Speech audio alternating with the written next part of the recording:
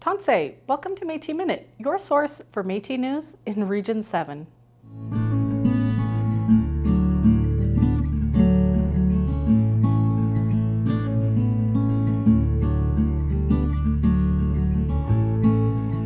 Welcome back to Métis Minute. I am your host, Samantha Loney.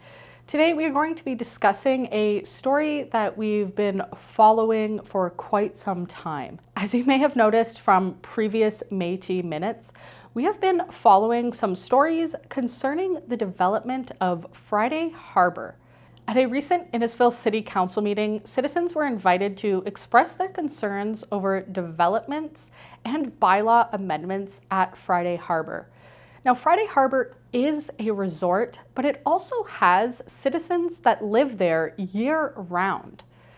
At the Innisfil City Council meeting, Friday Harbour was able to give a presentation about these developments. Innisfil City Council was not deciding or approving any of these developments or bylaw amendments.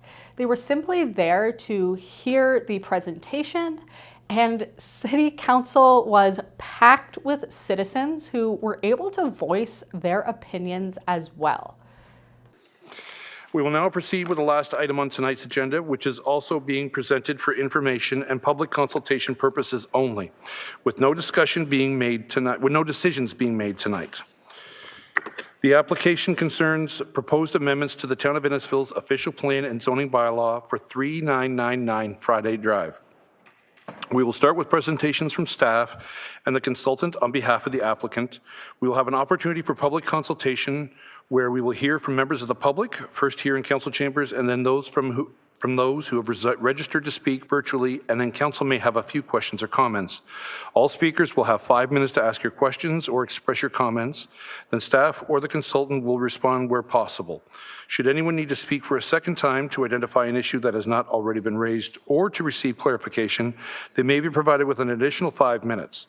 After all members of the public have provided comment, council will receive the information. Should any member of the public watching the live stream wish to comment, they can email clerk services, and these comments will be provided to council and town staff and taken into consideration before council makes a final decision. You may also be added to the circulation list as an interested party and will be updated on any future information regarding the item. The email will be listed on the PowerPoint during the meeting and is also available on tonight's agenda, which can be found on the town's website. We will now hear from the clerk, Ms. Patty Toma, on how public notice of this meeting was provided. Thank you, Deputy Mayor. Notice for this public meeting was provided to required agencies, and the notice was circulated to all landowners within 120 meters of the subject lands on May 30th, 2024, in accordance with the Planning Act. Also, corresponding signage was posted on the property on May 30th, 2024. Information and materials respecting the application were also posted on the town's Get Involved page.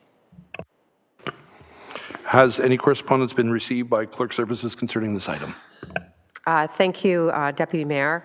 Clerk's office has received 24 pieces of correspondence regarding this application that have been circulated to Council, expressing comments concerning the proposed development. As well, members of the public may provide comments or register their interest regarding this item during this meeting or up until Council makes the decision by contacting the Clerk's office. Thank you.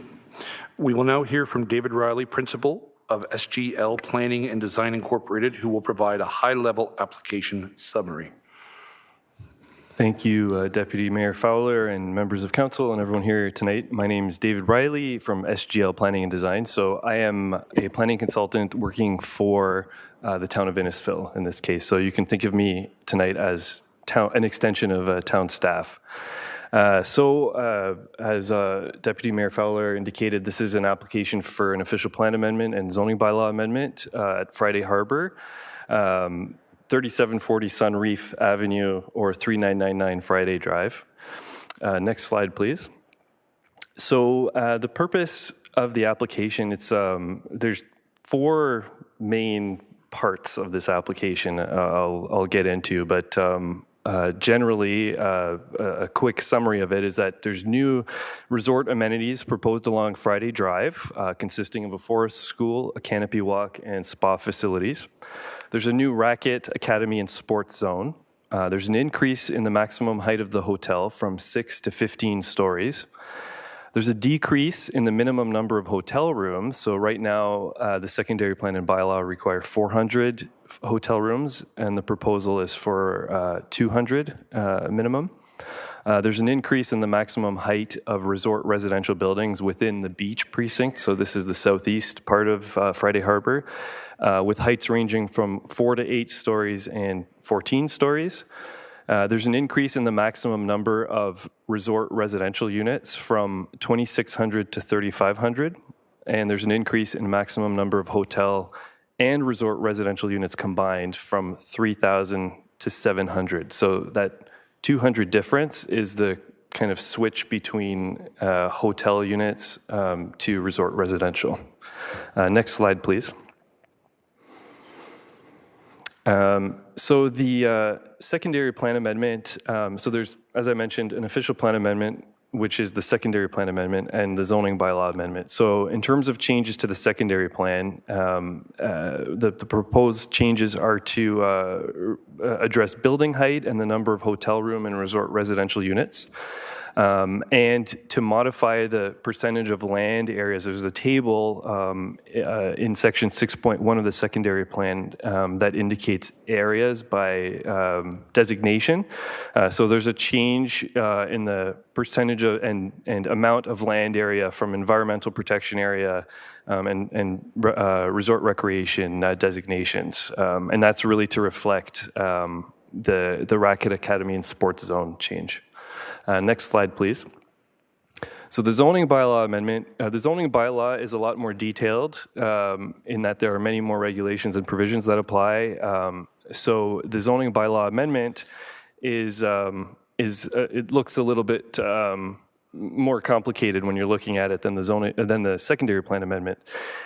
So like the secondary plan, the zoning bylaw also includes the number of hotel rooms and resort residential units. So that's proposed to be changed in the zoning bylaw. It's looking to rezone certain lands from environmental protection area and rural open space to the rural open space 1, which will facilitate the amenities along Friday Drive. It'll rezone certain lands from environmental protection area to resort commercial, or resort recreational commercial, and that's for the Racket Academy. It's going to establish site-specific provisions for the hotel commercial zone and the high-density resort residential zone to implement those proposed changes to the hotel and conference facility. It's going to rezone a portion of the beach precinct from resort recreational hotel commercial zone to high-density resort residential zone. And it's going to establish site-specific zone provisions to deal with the buildings that are proposed within the beach precinct.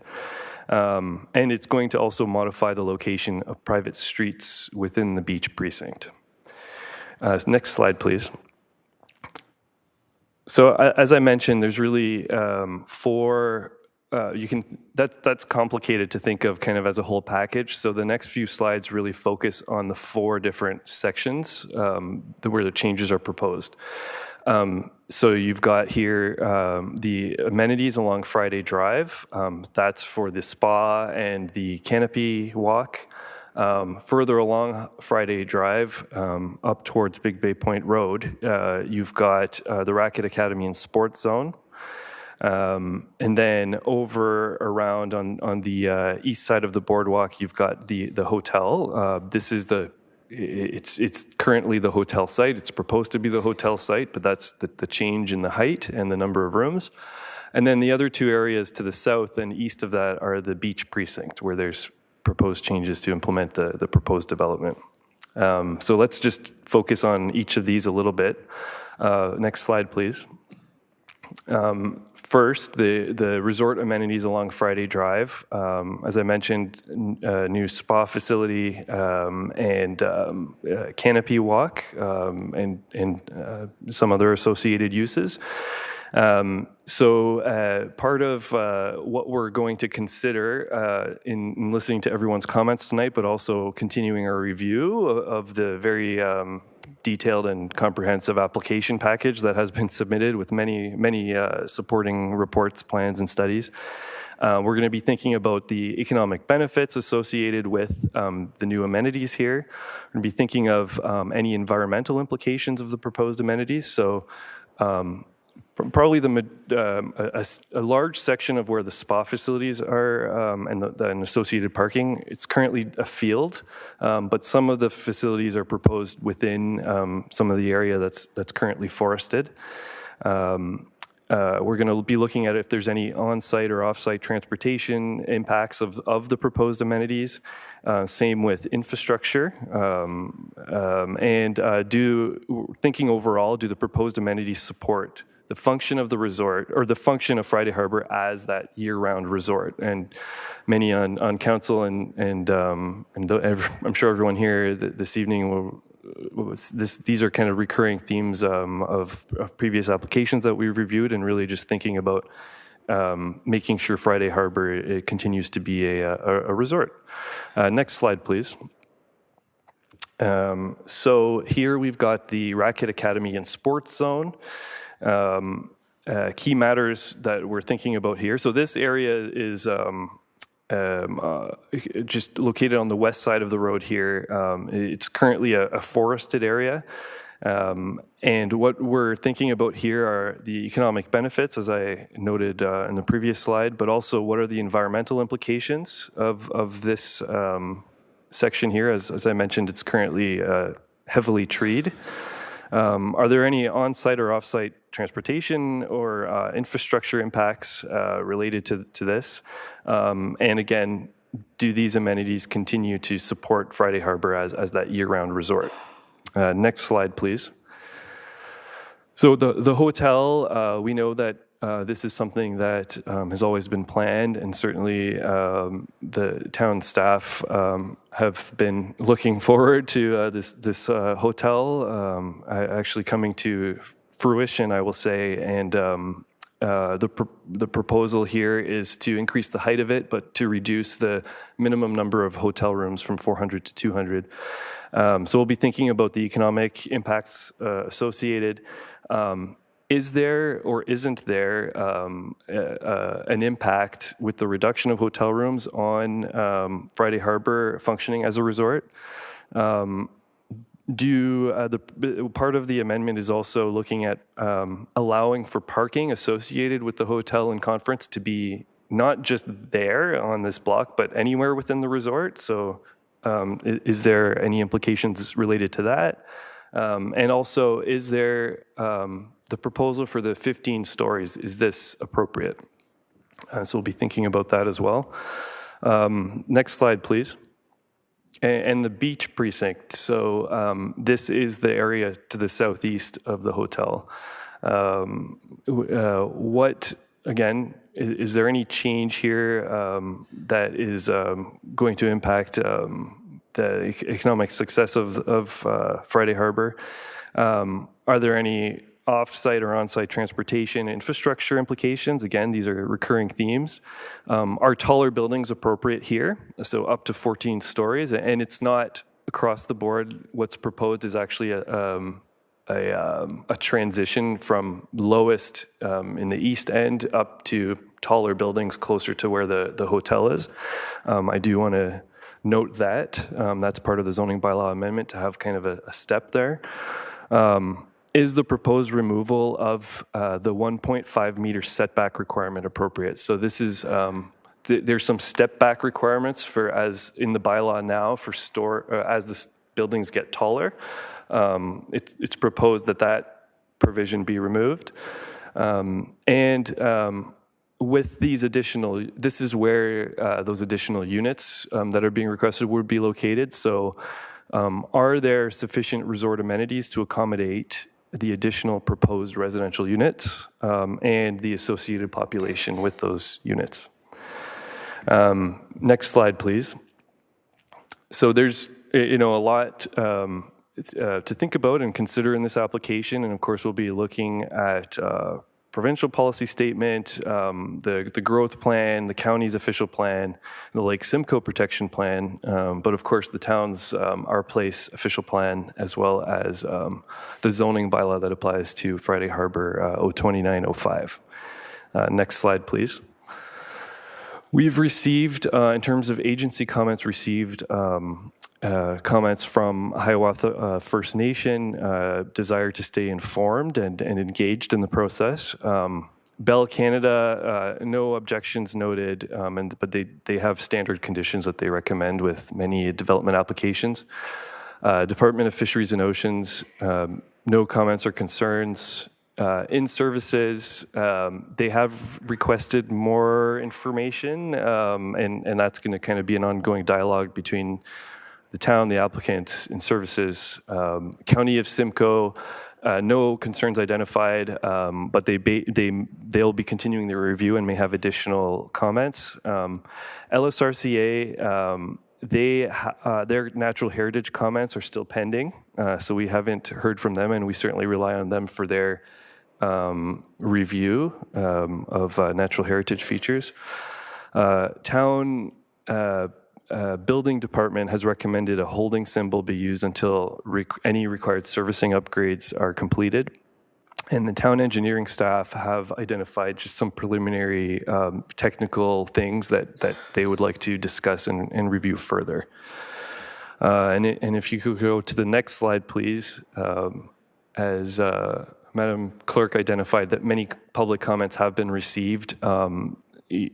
Certainly some longer pieces of correspondence to consider, but this slide just very highlights the general themes of what's been expressed so far related to the proposed heights, concerns with the reduction of the minimum number of hotel rooms, concern with the development within the natural preserve, and that's so related to the spa, the forest canopy walk, as well as the racket club.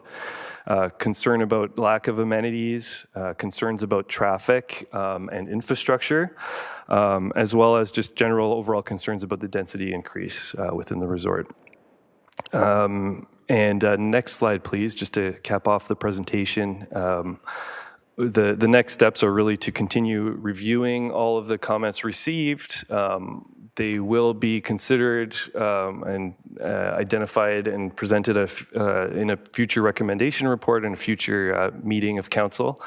Of course, notice will be provided to everyone who's signed up and requested notification.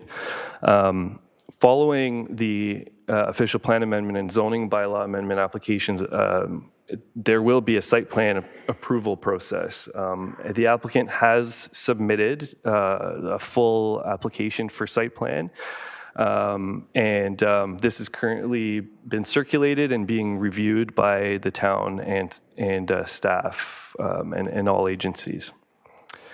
Next slide, please. All this to say thank you for this presentation. I'm sure more detail will be provided by the applicant's presentation. Kirsten Morris, who's sitting right over there, is the planner on file. I know I'm certainly involved, but any correspondence, communications should be directed directly to Kirsten. And thank you all for your time, and looking forward to hearing everyone's comments.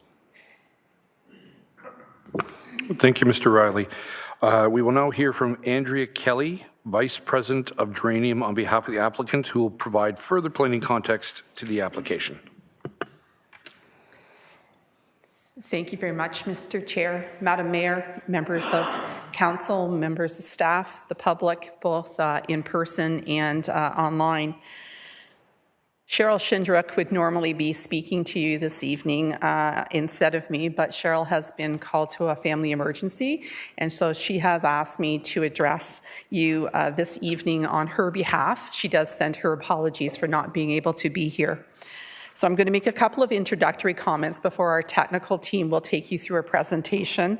But what I'd like to do at the start is just to acknowledge a number of members of our team that are here this evening. You know Mr. Mario Giampetri, principal at Geranium. He is here with me this evening, as well as Michael Hart and Emma Pereira, who are key members of the Geranium project team, as well as Robert Waxman and Blake Leon, asset managers for Friday Harbour. So I just wanted you to know that they are with us this evening as well. So our presentation tonight, if I can just go to the next slide, is going to take us through an introduction, site context, the purpose of the applications, which will just expand on what staff have already made you aware of, as well as sort of some summary comments with respect to the planning basis for the amendments that are being sought. If I can just go to the next slide. The proposal is complex, so the presentation that we are going to make this evening is comprehensive, and I think that it's going to take us about 10 or 15 minutes to get through that presentation, but I hope that it will help to provide a common understanding of the material that needs to be considered at the statutory public meeting. There are going to be 4 speakers from our project team. Lauren Capolango is a land use planner, and she will be taking us through the planning material. Michael Kirkland from the Kirkland Partnership and Marina Corey will be taking us through some of the architectural material, and Mark Scholin will be taking us through the landscape architect material. And I am going to join you at the end of the presentation to make a few concluding comments specifically related to the hotel development. So at this time, I'd like to turn it over to Lauren. Thank you, and good evening again, members of council. Again, my name is Lauren Capolango. I'm a planner with Malone Given Parsons, and we are the land use planners that have been on Friday Harbour file for what seems like a very, very long time. If I could just go to the next slide. So this is the site context. David, you did a fantastic job of kind of organizing ourselves and making everyone aware of the areas that we're going to be talking about today in terms of Friday Harbour. So we've kind of broken things out into, I'm going to call it 3 areas. The first, we're going to talk about the hotel and conference facility. The second will be the beach precinct area, which is to the south of the hotel. And then we are talking about the amenities, the new amenities that are proposed here in sort of off of Friday Harbour Drive. They're kind of segregated into 2 areas. One at the north end, just south of Big Bay Point Road, is the Racket Academy in the sports zone. And then further south adjacent to the golf course lands are the areas identified for the spa, the forest school, and the canopy walk. So I just wanted to note that the hotel and the conference facility, as well as the beach springs area, are subject to both official plan amendment and the zoning bylaw applications, while the proposed Racket Academy and sports zone, as well as the other resort amenities along Friday Harbour Drive, are just subject to a zoning bylaw application. Next slide. So as David summarized, the purpose of the application that are before you today are for official plan and zoning bylaw applications. These applications seek to enable us to permit the hotel to be developed at a height of 15 stories to serve as a focal point of the resort.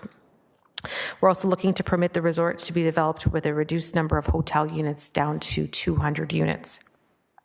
We're also looking to permit a maximum of 3,500 resort residential units to be developed overall within the resort, and looking to permit the resort residential buildings within that beach precinct area to be developed at building heights ranging from 4 to 14 stories. So with that, I'll now turn it over to Michael Kirkland, who will be speaking about the hotel and the conference facility. Thank you. It seems to be neither fish nor fowl. I can't see the screen very well, and my glasses aren't very effective here at this light. So I'll do my best to talk about what's necessary. I think it's true that in the course of something that's gone on for 17 years, there have been recessions, changes in fashion, all kinds of affairs. And so this is a time for revision and to come back and look at where we are and what we need to do to complete the project. It seems to me, and I travel a lot, as does my colleague here, who is the original architects on the case, that this is an extraordinary undertaking, perhaps unparalleled in North America.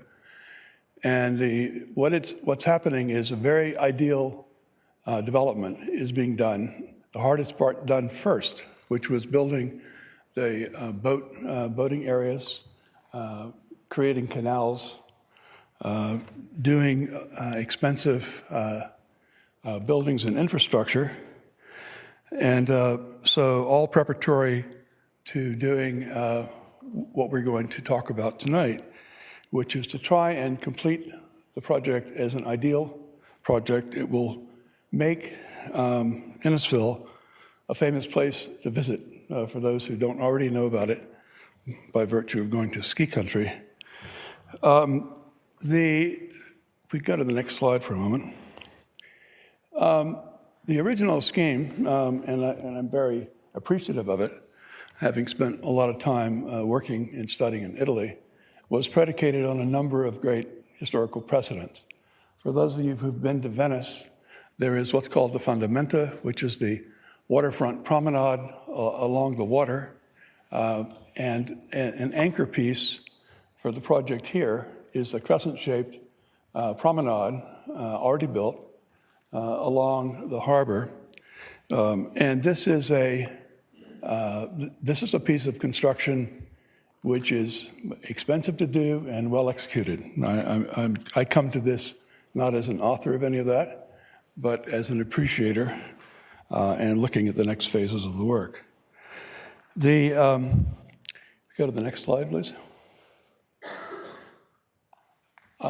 The hotel, when we first came onto the case, the hotel was a motel. It was a 4-story building with its butt short end on the harbor edge and a bunch of places facing the already built development back in the land with parking everywhere. We took that idea and we've solicited opinion from various hotel developers and operators, and it was completely a non-starter.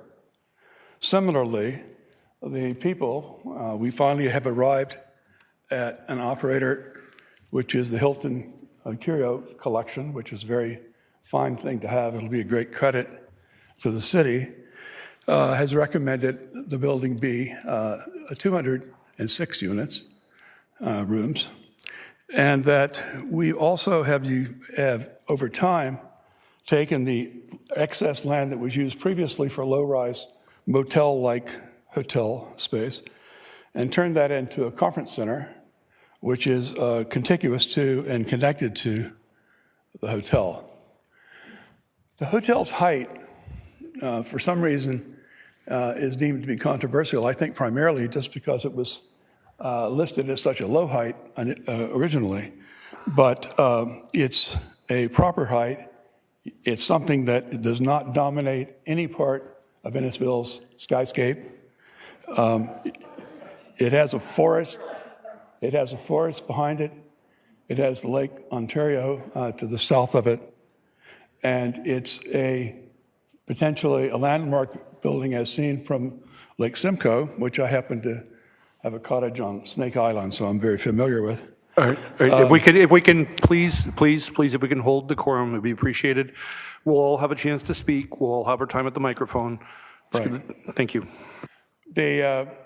All the hotel operators that were interviewed, and they were top drawer operators, insisted that something of this nature was the appropriate size and character of a hotel on this site serving the constituency that would come here. Next. So the hotel building sits next to the beginning of the residential precinct, which runs down to the beach. And the hotel building, as you can see, or can't see very well, but there's a triangular plaza that faces onto the harbor. The hotel sits in a position where it's a continuation of the facade of the Fondamenta of the promenade. And then it's kind of a pivot piece to go down toward the beach. So it's a hinge within the larger site. Hotel has, as we said, 206 rooms. It has a rooftop restaurant. It has a ground floor restaurant. It has swimming and other facilities, shops, etc. So it's a full facility building. It has space, which is the overflow space that the conference center would use. So it would be a very vital relationship between the two pieces on the site. Next. And although this is de-treed so you can see it, the base of the hotel has got a raised plaza, which looks out into the harbor. It would have cafe-type services within it. It would be a lounge. The trees have been removed so you can see. But the base of the hotel has an intended facade, which is comprised of a kind of waterfall wall. And it would be a tremendous place that anyone could come and would be an overview for the harbor. Next. The drop-off for the hotel is shown in this drawing. To the left are the associated facilities at the ground level and mezzanine. This is the resident. This is the automobile drop-off. Next. So that the project is comprised of two joined pieces. The one which has got the V structure with the glass behind it, that's the conference center. And you can see the hotel in relation to it linked at the second level for all-season connection and for a kind of vital relationship between the two from a public service point of view. Next. This is the entrance canopy. And the cars come here. There are parking spaces provided at the site, but also there are additional parking at grade to the north and ultimately parking garage to the north, all within easy walking distance of the facility. Next. That's the wintertime version. Next.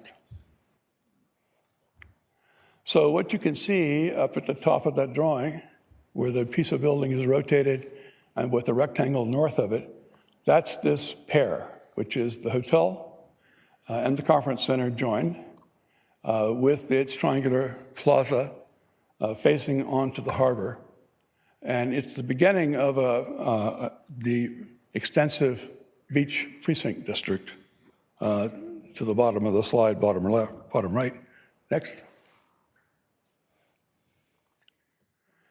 What's going on? It's very unfashionable now in urban design circles. This is one of the things that happens in 17 years, to have simply stepping buildings where you see the entire building, but the building is stepping and it's leaking. It's not coincidentally. This project is got a base, which is a 4-story base.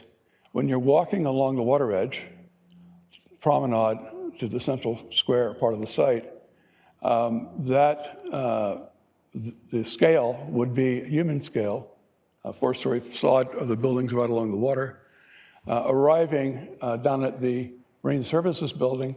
And you can see the space beyond the first pair of buildings, which are actually phases 6 and 7, rather. And that space in the middle there is what's seen as being the beach square or beach plaza. And it would be a multi-service facility. You could have concerts, exhibitions, auto shows, music events, and it would have vegetation and kind of cafe seating in it. To the backside of that, the building, which is the odd shape, which is a very kind of figural structure, faces onto the square. And it creates a cluster there at the middle of the site, which is a public place, open to everybody and of great facility and amenity. All the way down to the right of that slide, there is the beach and the beach club. And there are the buildings to the extreme right, where there's some houses back on to the site, well-treed boundary. And the buildings start down there at 4 stories and then was within the city's setback requirements, and then you build up from there.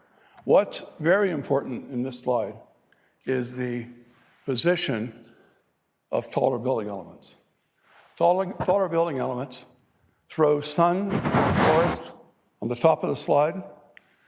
They are not the place that pedestrians are walking within the territory of the site.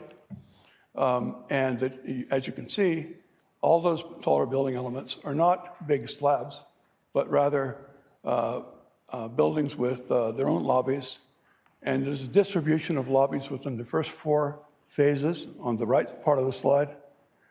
All underground parking, 1 parking space within the building underground in each building. And additional spaces would be provided in the parking facilities to the north that I described before.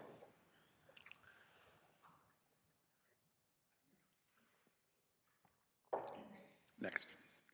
So this is an interesting thing from a pure kind of built form point of view. All the shadowing goes into the forest area. The forest area does not see the taller building elements because you're not in there.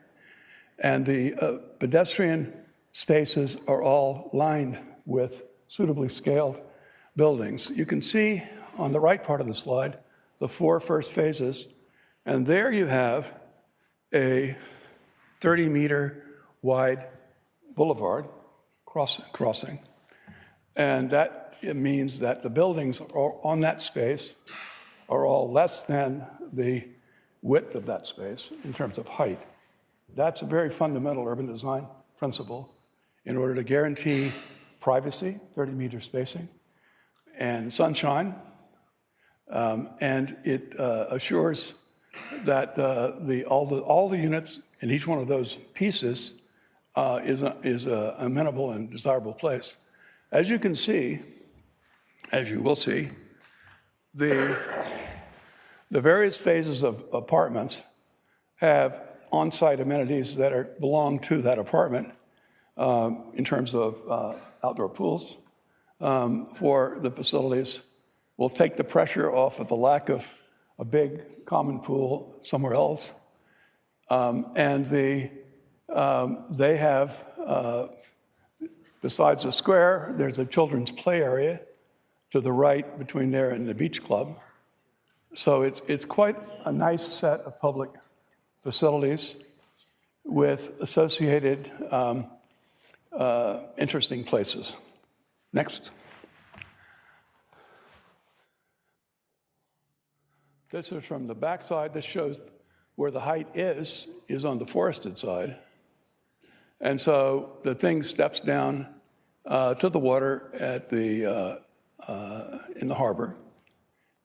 And you can see the hotel, the back side of the hotel on the right, and the conference center. Next.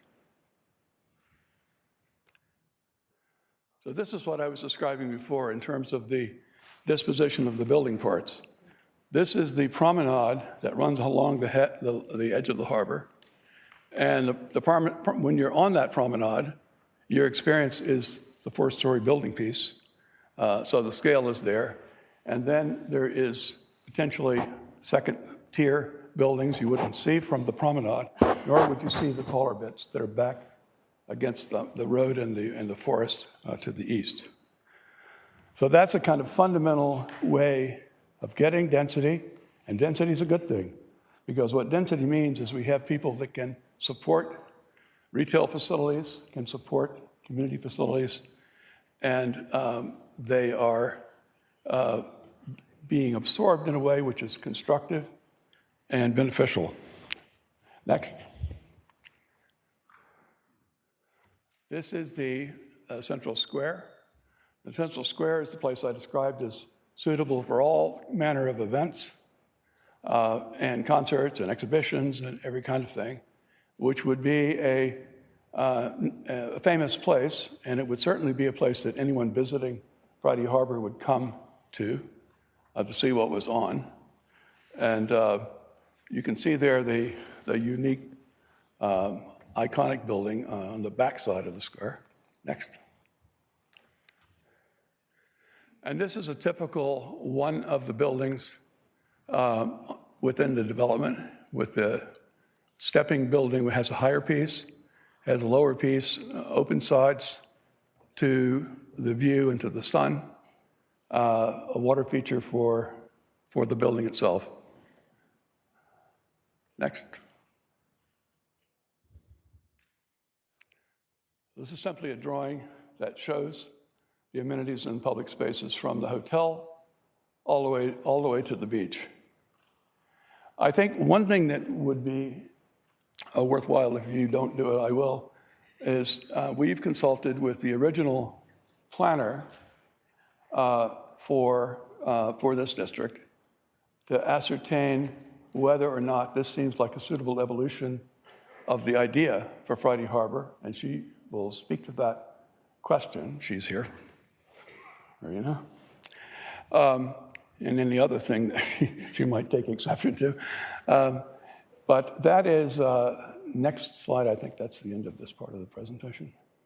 No, there's some other slides that show the, you have to read the stuff, unfortunately, but what it does is showing the taller building elements and the lower building elements and the forested areas and how the sun is not affecting adversely the site. Next.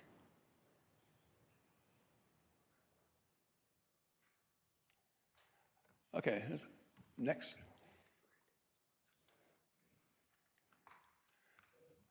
Oh, so that is that's the conclusion, pending questions at the end. And then we're going to go on to the next section of the building. Good evening. I'm Mark Scholen, principal of Scholen & Company Landscape Architects, and I've been involved on the Friday Harbour project since day one. And I'm proud to say that because I think it's a spectacular project. I'm here to talk about the resort amenities as part of the overall proposal. And really, the resort amenities that we're talking about are located along Friday Drive. They have two different characteristics. The first is the ones that are associated with the nature preserve. And they are really taking advantage of the unique opportunities and context of the nature preserve in terms of its serenity, its ambience.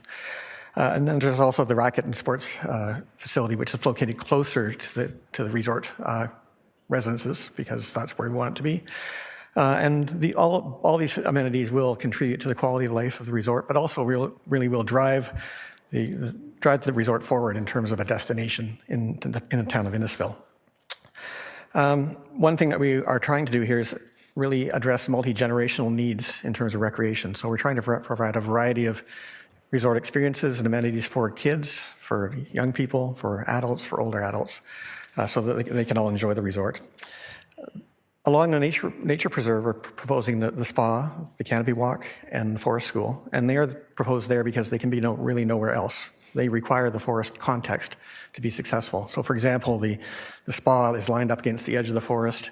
It has a westward view to the sunset, but it also immerses itself in the forest. So we have forest bathing, we have spa pools, we have the whole character of serenity that's contributed to the ambience of the place along that edge. The forest school kind of speaks for itself. We want kids to get dirty and play in the mud. So the idea here is that we allow kids to do a day camp, to do a weekend camp, to learn about nature by touching nature and getting immersed in it. And finally, the forest canopy walk would allow visitors to experience the forest canopy from a different perspective and have a real spiritual interaction with that beautiful landscape. So to combine these three facilities along the nature preserve area really do take advantage of the context of the nature preserve and also provide an additional layer of public education and awareness of the importance of this part of the resort. Next slide, please. Further down Friday Drive, at the gateway into the resort residential area, we have the proposed Racket Academy. And we've proposed to locate the Racket Academy at this position because it provides a gateway element at that northwest corner of Friday Drive and Sunseeker, which when you come into the resort will be the main kind of message. This is about recreation, it's about having a good time, it's about the resort lifestyle. And the Racket Academy comprises a clubhouse, pickleball courts, tennis courts, and then we have the multi-sport court, recreational trail, open play space, and fitness stations around the northern end. And the idea there, again, is to diversify the amount of use and allow for multi-generational activity within this part of the resort. This location is ideal because it positions the Racket Academy away from the residential component of the resort, but near enough to be accessible. So it's located on the trail system. You can ride your bike to it, you can walk to it, and it's also visually disconnected from the resort residences. As well, it provides a backdrop against the forest, so it's less imposing visually. The idea is that the tennis facility would have provision to be domed for winter use. So the dome would be backed up visually against the back of the forest, so it would be less visually imposing as you enter the resort itself. The idea here is really to provide a lot of amenity value within a compact area, and essentially this part of the resort is strategic for that from that perspective. It's also kind of located so that everybody can use it. So visitors, residences, and people coming from the marina can use that Racket Academy. As previously mentioned, it is located in an area that is presently wooded, and Beacon Environmental has undertaken a study of that area to determine what those potential impacts would be. And the impact would be a result in about a 2% encroachment in the area of woodland within the nature preserve, but there's a commitment there to compensate at a ratio of 2 to 1 for any kind of woodland loss. There's also no butternut trees that are healthy will be removed in that area. Basically, the whole approach here with the resort amenities is to benefit the resort as a vibrant and viable place and to contribute to the quality of life of residents and visitors to Friday Harbour. So I'll pass it off to Marina.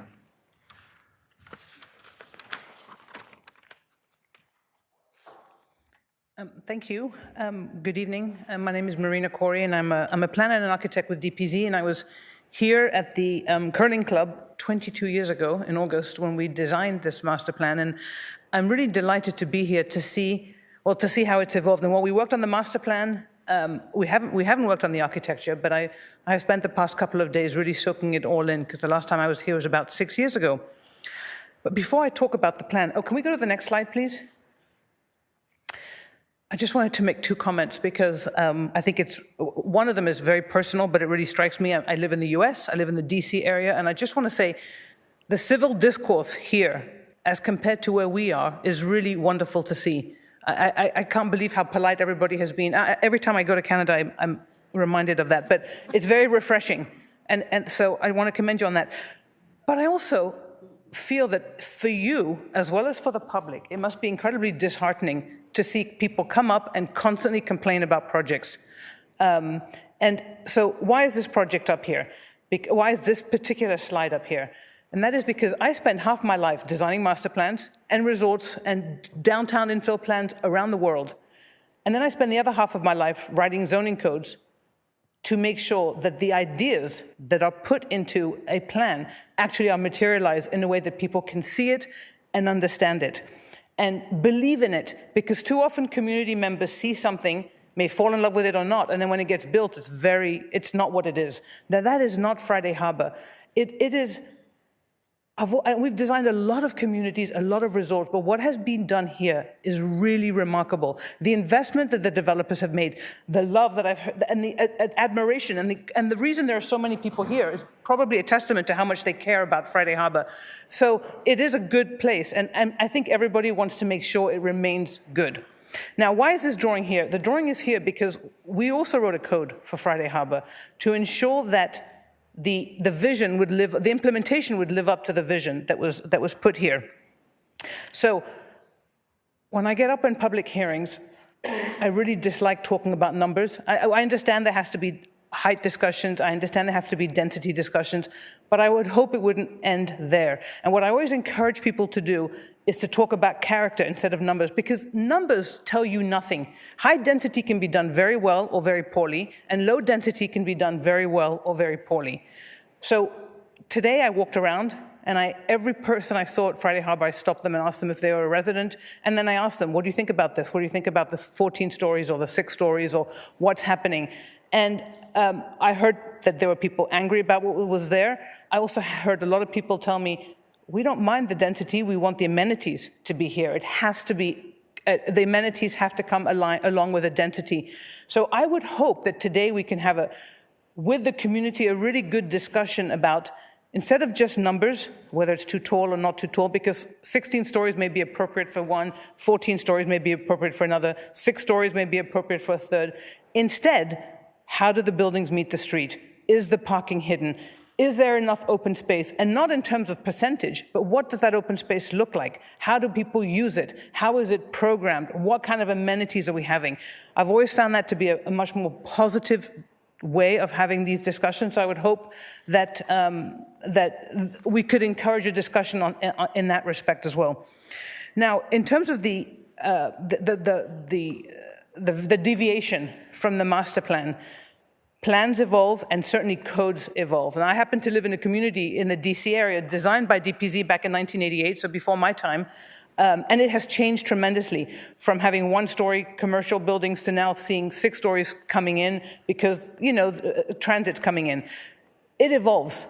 And we're always telling community members who get uncomfortable with growth, ask yourself, is it meeting the principles and the intent of what this place is supposed to represent? So when I look at the proposal and what Michael and the others have drawn, I look to see, does it meet the intent of what the code was intended to represent? Is it still a collection of mixed-use buildings? Are there wide, generous sidewalks? Is the parking hidden out of view? Do the buildings shape spaces? Are they providing courtyards and outdoor space that's semi-public and some that is very public? And I found that the answer was yes to that.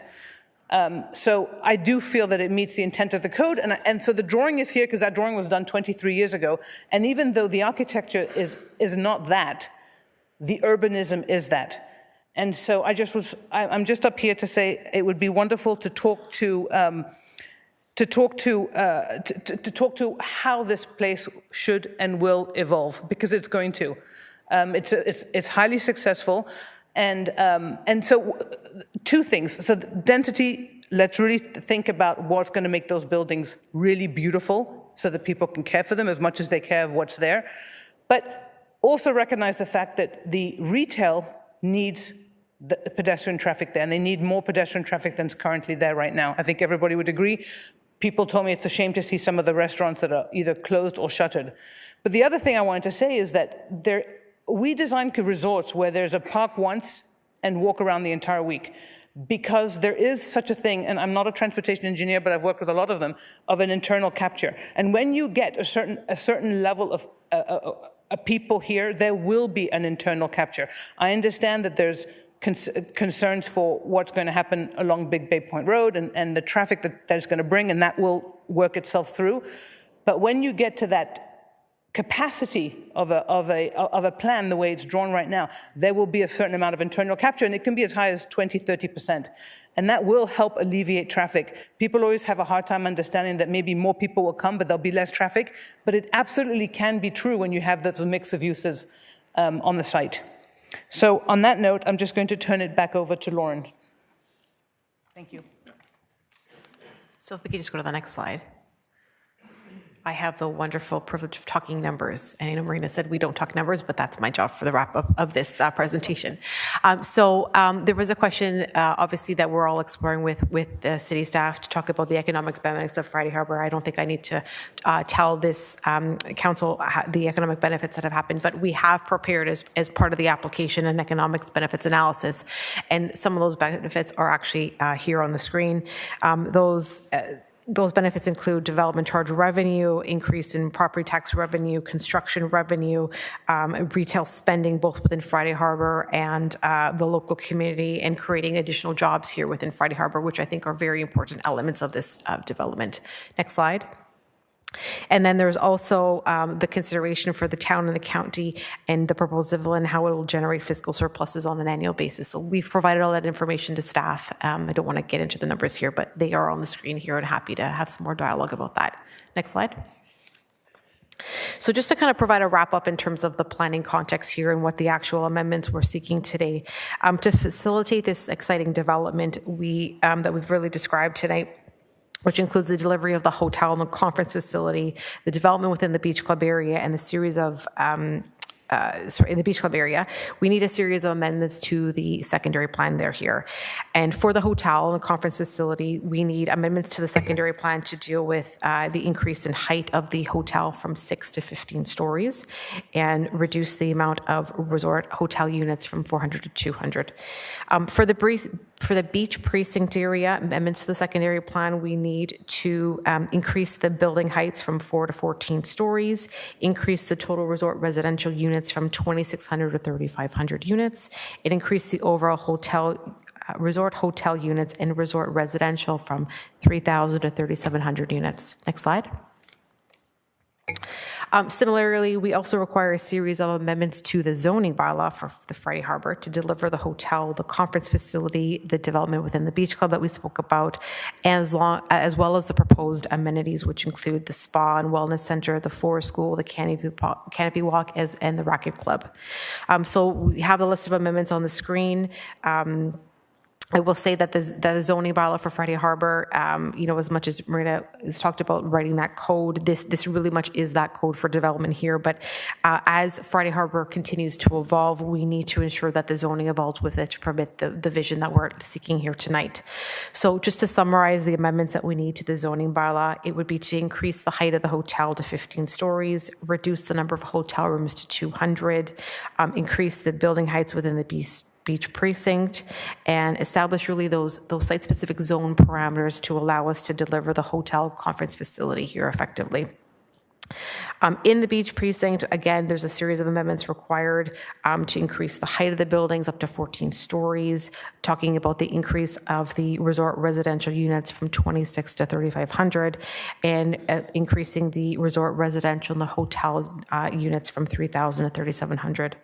And again, establishing a whole host of zone provisions to ensure that we can deliver the built form of the products that are being envisioned here today. And lastly, for the amenity space, we're talking about the Racket Academy, the spa, the wellness center, the forest school, all these exciting elements.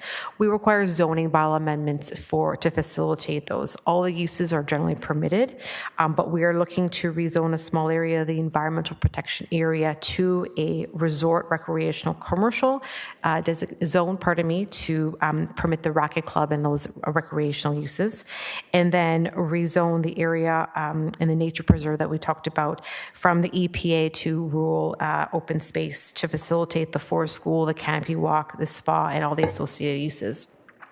Next slide. I promise I'm almost done. As a land use planner, what we always do is we look at the context of the various levels of the policy planning policy that's in place here. That includes the town's official plan, the secondary plan, the county of Simcoe's official plan. They have very specific policies for the Big Bay Point and the secondary plan as well for Friday Harbour. We've determined that the proposed development does meet the general intent and policies of all of those documents. We also looked at the provincial policy statement, the growth plan, the Lake Simcoe conservation plan, and in my opinion, the proposed development is consistent and conforms with all of those documents. We're looking here to promote an efficient development, an efficient land use pattern.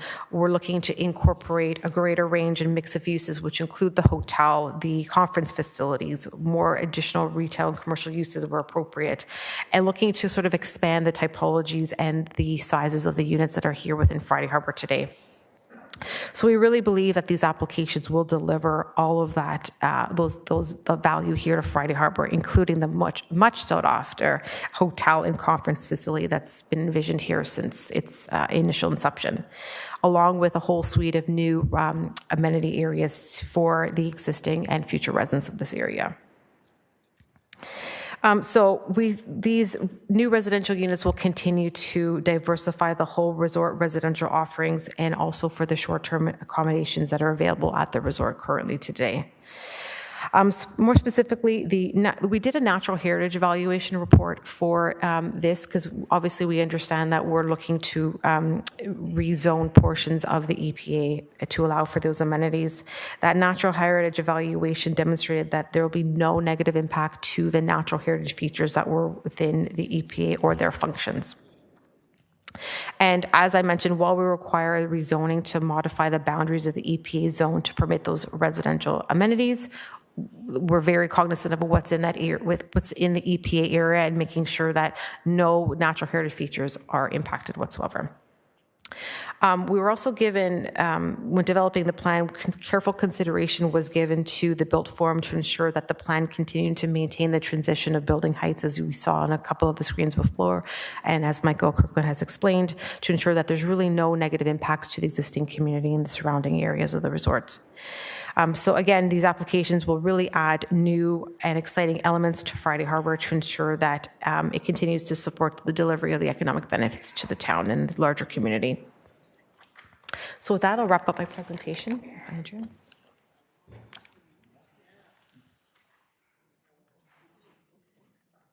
Thanks, Lauren. Just like to make a few concluding comments before we turn it over to the public. There has been a number of people talking about the hotel, and it's a very important portion of this development, and it's continuing to evolve. And I mentioned earlier when I made my introductions that Robert Waxman and Blake Lyon, the asset managers from Friday Harbour, are with us this evening. And they have been instrumental in helping to deliver the hotel component.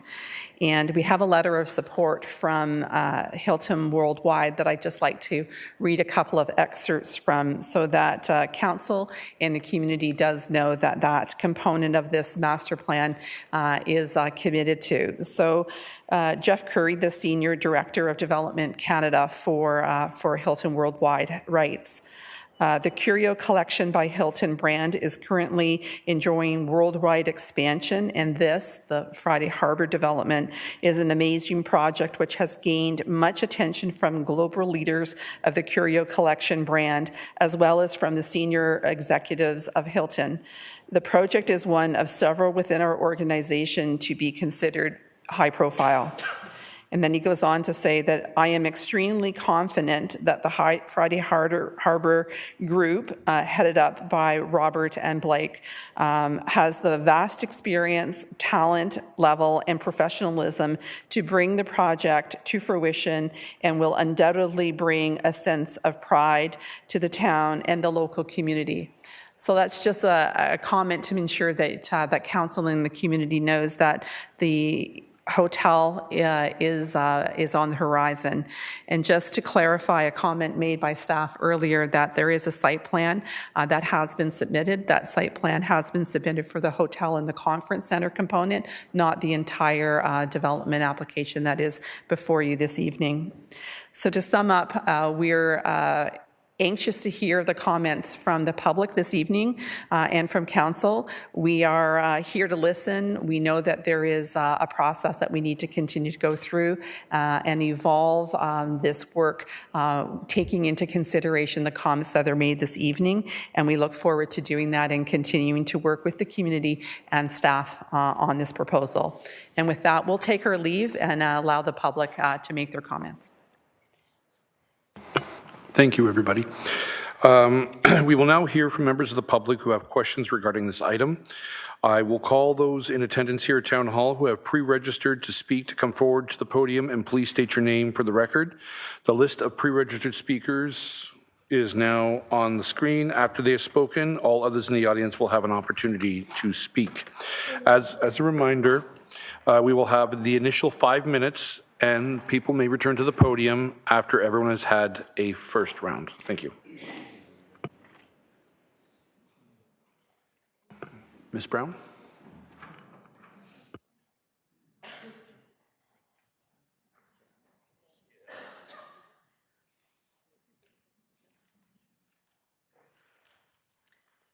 Good evening. Madam Mayor, Deputy Mayor, members of council, and staff. I'm a former homeowner at Friday Harbour. I'm discouraged to see homeowners disadvantaged at every turn by these applications for what developers once referred to as a Walt Disney story.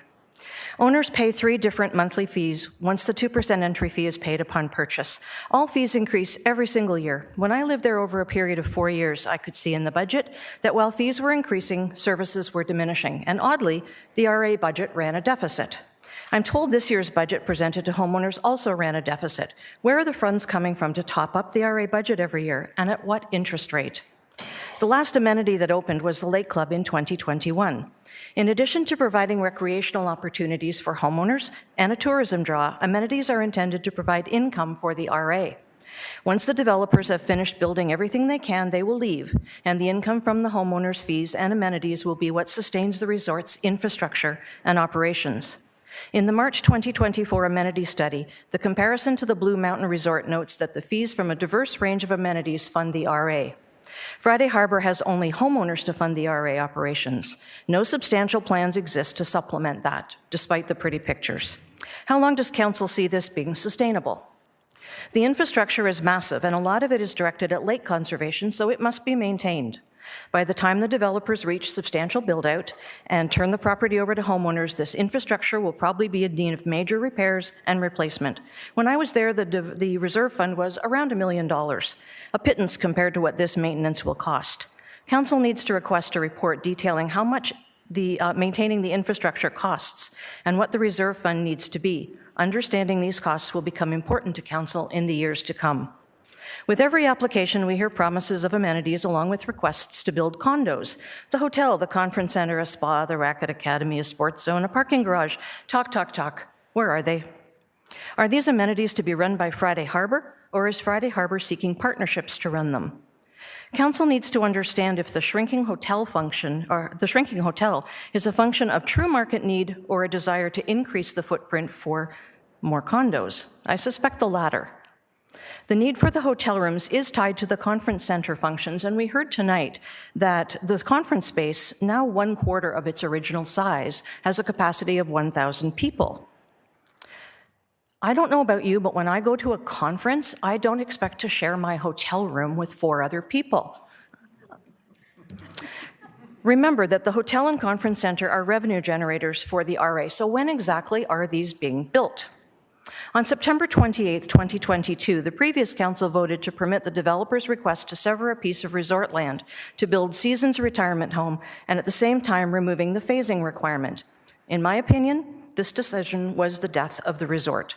This phasing requirement had been put in place to protect homeowners, requiring defined amenities to be built before the developers would be permitted to build more condos.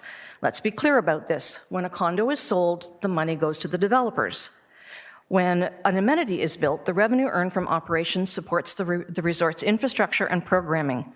This permission granted by the last council gave the developers wholesale permission to build the things that put money in their pockets, condos, while only promising with no real obligation to build amenities that cost them money and provide revenue for the RA, but not for them. You may wonder why it matters to me when I'm no longer a homeowner at Friday Harbour. I remain a tax-paying citizen of Innisfil. And if I look at the longer term, it's clear to me that the cost of maintaining the Friday Harbour infrastructure will fall to the taxpayers of Innisfil. Sooner than later. Town staff may look at the tax cash cow that Friday Harbour is now, but with no amenities, is it not just another settlement area? We can now see the vast expanse of concrete that was once to house any number of amenities and provide an important tourism venue is now condos, and more condos, and they want to build more. In fact, to add the amenities discussed in this application, they are forced to encroach on environmentally protected land and areas of the property that were never intended to be anything but beautiful natural environments.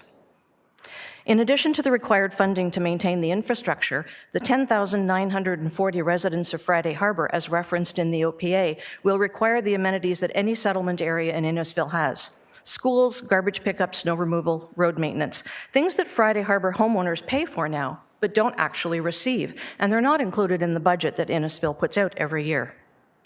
Once the developers are gone, and if homeowners can't afford the dramatic increase in fees that would be required, the town will need to take it over. This has budget implications that affect every resident of Innisfil. Council needs to understand the future implications of their decisions for all residents. Perhaps this Walt Disney story has in fact become a Pinocchio story. Thank you.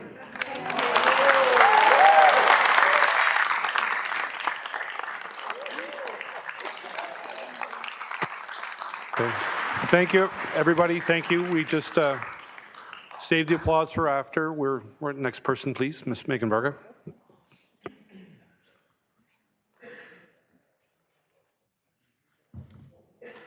Good evening, everyone. I don't know who to say first, so hello, everyone. Okay, so I'm going to be super fast. I don't have a really long story. I just have a few points to add to the list. So what are the lighting impacts? Because right now you drive by Friday Harbour at night and it is completely lit up, and now it's going to be 15 stories completely lit up? Like, how's that going to work? What about birds hitting the windows, the shadows? They say only go in the trees, but we can talk about that later. So the site plan guide on the Innisfil website, on page 7, it says, Innisfil uses site plan control when reviewing site plan applications to help town staff ensure that, and then there's a bunch of bullet points, but the third one is very interesting.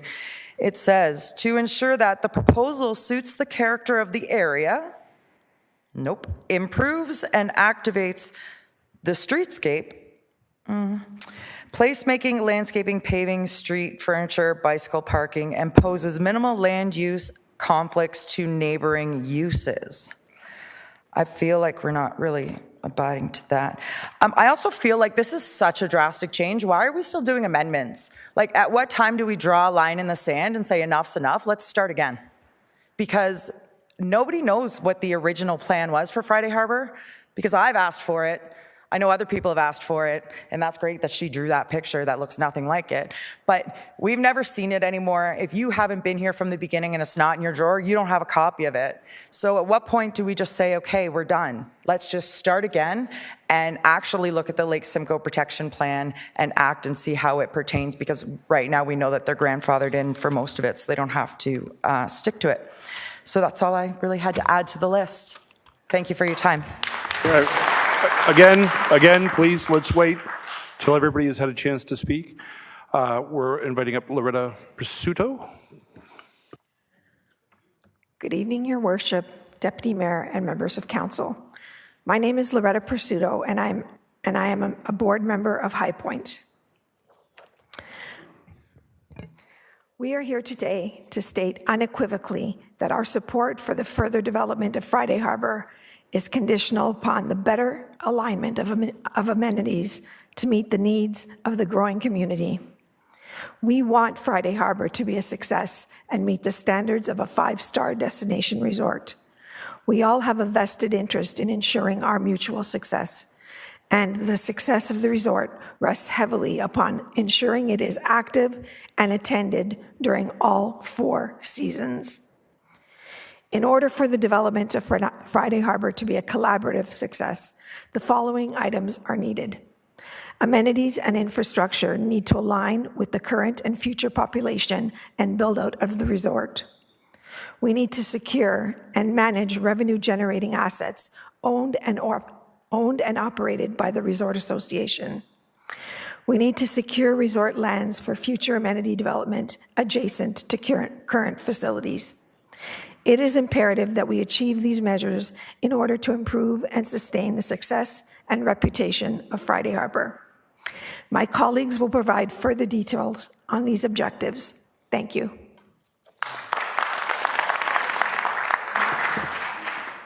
Ms. D'Alessandro.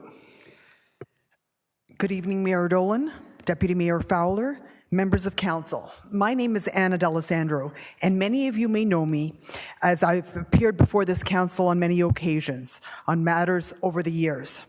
In recent years, I have also appeared on matters pertaining to Friday Harbour, as I am a homeowner there. Friday Harbour is a unique development. Its success or failure will be determined by the ability of those parties that have an interest to work together for the common benefit of all. All decisions taken must be a win-win for all parties involved, i.e. the developer group, the County of Simcoe, the Town of Innisfil, and the Resort Association members, who are predominantly homeowners. In 2012, the OMB approved a resort application that contained 1,600 resort residential units, a 400 hotel unit, a lake club, a 300-person amphitheater, athletic facilities, marina, golf course, trails, and commercial boardwalk areas. For the purpose of this presentation, I will be referring to the history of development applications of the property as it applies to the resort residential and resort association amenities only. In 2018, the developer group applied for and was granted 1,000 additional resort residential units. At the time, I appeared before you and as did many other RA members in support of the application. We felt that although the increase in units provided a significant monetary benefit for the developer, that there was a benefit also to the RA, because an additional RA fees would be collected, and those units would help support the activities and responsibilities of the RA. The Town of Innisfil and the County of Simcoe also benefited through increase and through collection of development charges, property taxes, as well as the $5 million received from the developer as part of the town's capital facilities funding initiative. No increases were made at that time to the RA amenities, even though the resort residential component grew significantly. We moved forward to 2019, when approvals were granted for the Lake Club. At the time of this approval, the site plan that was approved provided a facility which was significantly smaller than all previous versions provided by the developer to the homeowners. It reduced the structure from a 2-story development to a 1-story development. That's a 30% reduction. Also, previous representations by the developer to the homeowners provided a pool that could be used year-round. This year-round pool was never built. In 2021, the developer applied to relocate the 300-seat amphitheater to the pier, which resulted in its capacity being significantly reduced. In addition, it was always our understanding that this amenity would belong to the RA. Instead, it turned into a developer asset with no RA involvement. Finally, moving forward to the current application before the town, the developer is proposing a further 900-unit increase in resort residential units. The proposed outdoor racket academy is moved from the development envelope to the environmentally protected area. And the plan and no further provisions are being made for future recreational amenities for the RA to reflect the additional growth proposed by the applicant. Over the last few years, members of the RA have repeatedly advised the developer group of the significant issues faced by members of the RA, given the lack of RA amenities and the struggles its members face on a daily basis related to access these amenities. In addition, we have repeatedly requested that future amenities be constructed so as to allow them to be used year-round. These requests and pleas have fallen on dead ears. Cheryl and Mario, please know that I have the utmost respect for you both personally, as we have worked together over the years in successfully achieving our mutual goals with respect to Friday Harbour. But in the last several years, our needs have been ignored by the developer group. It saddens me and other members of the RA to be here today in opposition. However, we felt that we had no choice if we hoped to have our needs met. If we circle back to my original statement, the long-term viability and success of Friday Harbour is dependent on stakeholders working together for a win-win scenario. This application, if approved as presented, would provide significant benefit to the developer group and some benefit to the town and county. There is no benefit to the homeowners who continue to pay the fees that support the ongoing activities of the RA, activities that all of Innisfil continues to enjoy at no cost. Approval of this application will in fact provide further strain and hardship on the limited RA amenities which are currently already over capacity and will do nothing to further the goal of making Friday Harbour an all-seasons resort. I now turn my attention back to Council. With each additional expansion approval granted, our ability as an RA to self-govern gets pushed further and further away. Our bylaws require that substantial completion occur, which is 90% build-out, prior to the RA being turned over the control of to its members. If this application is approved as it currently stands, 3,150 residential units need to be built before turnover occurs. That is likely 15 to 20 years away, assuming the developer doesn't ask for additional density in the North District, which I believe will likely happen. If I may interrupt, Ms. D'Alessandro. I'm just wrapping up. Please and thank you. We are therefore looking to Council to be our gatekeepers, by ensuring our voices and needs are heard and met now and in the future. Your role is crucial to the future success of Friday Harbour. Accordingly, I would ask that Council include the following conditions to any approval that you may wish to grant. Number 1, the applicants construct a fully enclosed 4-season recreational facility that is designed to align with the current and future population of the resort. Number 2, that the applicant designate a further 2.5 to 3 acre site for future RA amenities development adjacent to the proposed recreational facility. Number 3, that the applicant provide a winterized pool as part of either the recreational center proposed or by enabling the Lake Club pool to be converted and used as a 4-season amenity. 4, that all future recreational amenities being proposed by the RA members today are to be owned and operated by the Resort Association. And finally, that a holding zone provision be placed on all of the proposed residential properties in the Beach District and only be lifted if and when the above conditions are met. I thank Council for your consideration in these matters, and I hope that we can continue to work together for the benefit of all. Thank you. Okay, people, thank you. If we can, okay, thank you very much. If we can have Ms. Jackie Green here, appreciate it. Good evening, Your Worship, Deputy Mayor, and members of Council. My name is Jackie Green, President of the Condo Corp. SSCC 431, representing the Harbour Flats at Friday Harbour.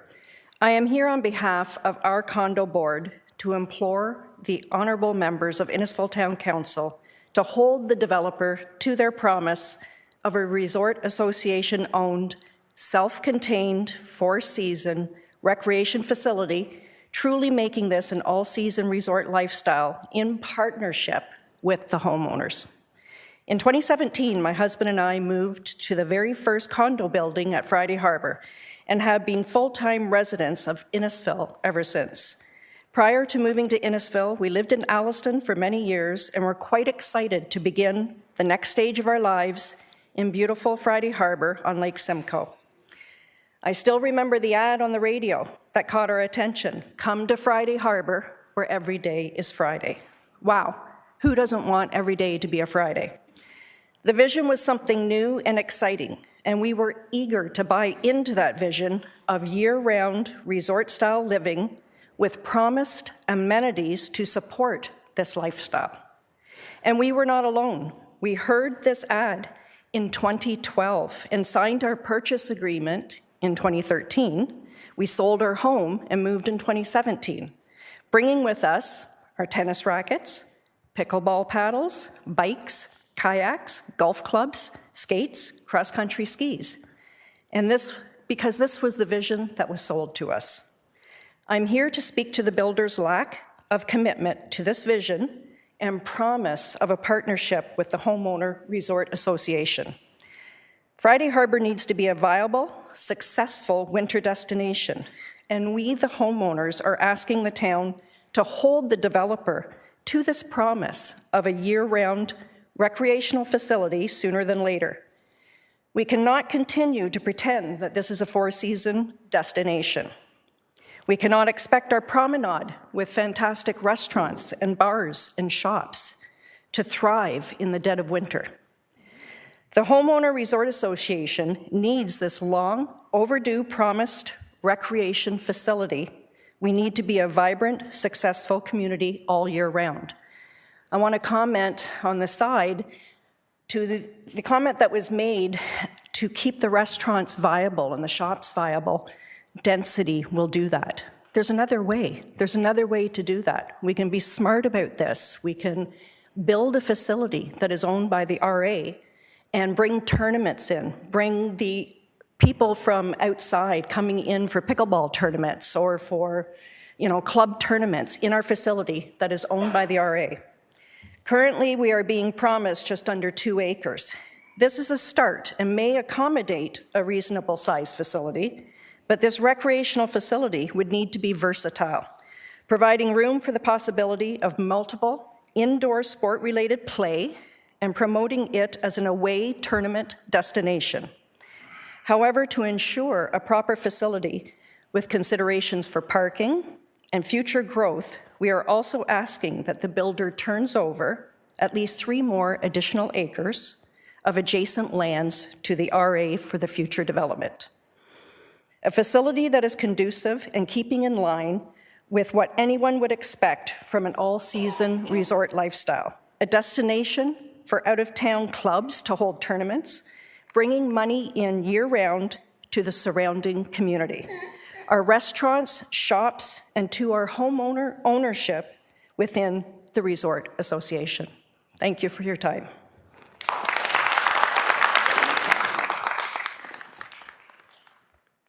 Mayor, Deputy Mayor, councillors, members of the one public. moment, before, I apologize, Mr. Rouse. As it's reached 10 o'clock, we need a motion to extend the council meeting, and I don't see it ending by 10:30. So if the council is comfortable with this, we can extend it to 11 o'clock and see how it goes from there. Mover and a seconder, please. All right, Councillor Waters and Councillor Zanella, all in favor? Thank you very much. The floor is yours, sir. Thank you, sir. I am here to be very short and concise. I'm Brad Rouse. I'm a member of the board representing what is known as Friday Towns or the West Island. My message is simple. All of the condos corps that represent the owners are united. We believe in the growth of Friday Harbour. We believe in the message of Friday Harbour, but we unfortunately believe the developer is missing the chance to further the all-season resort. We need amenities that further that message, as my colleagues referenced. I encourage you to keep that in mind throughout your deliberations. Thank you. Mr. Selig, floor is yours. Good evening, Madam Mayor, Deputy Mayor, Old Town Council, and staff. My name is Brian Selig. I am the president of the Boardwalk townhomes right over top of all the retail area at Friday Harbour. We're 142 units, and this is, again, I think it's probably a little bit of a surprise to the developer and maybe to town council that historically you've seen the support of the people who live at Friday Harbour and call it home or call it a vacation place for themselves. So I was really impressed with Karen Brown, who didn't know that she was going to speak, and the people before me have basically brought up all the points that I think are pertinent. So I just wanted to at least say at this point in time, so that other people have a chance to speak, is that I believe a lot of the people at Friday Harbour are really concerned about the future viability of the Resort Association. And that the promise initially, when this was a 2,000 unit proposal way back when, 1,600 units, 400 hotel rooms, there was an amenity package. And every time that Friday Harbour, the developer, has come forward to town, they've had to present what the amenity package is. And to speak honestly, some of those amenities still haven't been delivered and or have been modified and or have become a developer asset, like the pier. And some of these amenities that, or, you know, by taking away a 300-seat music venue, if you will, it takes, and not being a resort association asset, the resort association has very limited ways to actually collect revenue outside of the fees that the homeowners continue to have to pay, and those fees increase. So if this now is a 3,700 unit proposal, like the original proposal where there was a lake club building supposed to be bigger, but it was an amenity that's supposed to be handed over to the Resort Association at nominal cost, that if you actually allow this to continue, then you have to provide the Resort Association with further amenities to accommodate the doubling of the size of this, and that those amenities come at a likewise nominal cost. I'll let other people speak, but it's really disappointing that we have to come here before council and express our opposition to this current application. Thank you.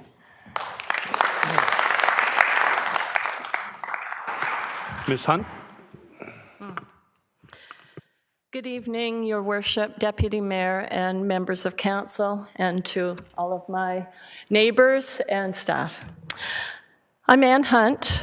I'm the homeowner elected representative to the Resort Association. We don't fundamentally object to the idea of growth for the community. We understand why that's necessary. However, the approvals for expansion in the past have not been balanced with a commensurate increase in amenities to support the increased population growth, as you've heard from many of my colleagues here tonight. The developer will say, we're putting pools in the new buildings. I saw 2 buildings that didn't have pools, but maybe that's going to be another amendment. We're building a racket center, a sports zone, outdoor spa, and offer tree trekking. Pools, based on our experience, that only the renters will want to participate in. Most of the homeowners want to go to the community pool where their friends are. A racket center that was promised to begin more than 3 years ago and will do nothing to enhance our four-season profile in its current form. It will add tremendous cost to the Resort Association and force yet another increase in fees to maintain. And these other additional so-called amenities are only available at additional cost and not something anyone could consider doing on a regular basis, but they will attract visitors. This is unsustainable and unnecessary. The developer knows building on environmentally sensitive lands isn't in the community's best interest. They're doing it to have an excuse to limit the size and scope of the facility, and we adamantly object to it. A fully enclosed four-season racket or recreation center, allowing for public use options by the Simcoe County community and beyond, will not only further the vision of Friday Harbour as a true four-season resort, it will establish Innisfil as a winter destination for visitors. We don't have ski hills in Innisfil. We need something else. This amenity would provide a high-end recreational facility for the community at large that could be utilized for recreational clinics, camps, and tournaments for all kinds of groups, because we're asking it to be multifaceted, and for all ages, something that we can convert from pickleball to tennis to indoor soccer and the like. What has been occurring is the allowance for growth with lower and lower thresholds extended to the developer with no oversight and enforcement for them to meet their obligations. We have lost confidence in their willingness to deliver their commitments to our community. It is not the job of the residents to ensure they are meeting their obligation, as we have absolutely no leverage or standing with the developers. We must trust in council's obligations and oversight to ensure they deliver on their promises. It is council's responsibility to ensure the projects that have been approved are seen through to completion, not just for the homeowners, but for the entire community and beyond. If you continue to approve projects when obligations have not been met on the prior projects, you have undermined the legitimacy of this process. We are here tonight to plead for assurance that council will not approve this application unless and until the developer satisfies the requirements of the members and their boards on 4 specific points. The construction of the racket facility is fully enclosed and structured for future financial success and should be completed prior to any further residential development. An indoor pool is included in the recreation facility to fulfill the four-season resort vision and what has been promised. 2.5 to 3 acres of land adjacent to the recreation facility be reserved for future amenities to support the needs of the added density. The Racket Academy and additional amenities referenced above will transition to the Resort Association upon completion. These expectations are both reasonable and necessary to fulfill the vision of a resort people will enjoy to the fullest year-round and assure the healthy future of the Big Bay Resort Association. In conclusion, we are asking this council to reject the application as filed. However, Should council choose to approve it in the future, we request they make it conditional on agreement between the applicant and our members on the 4 conditions we have set out for here today. Thanks everyone for your time. I appreciate it. Thanks.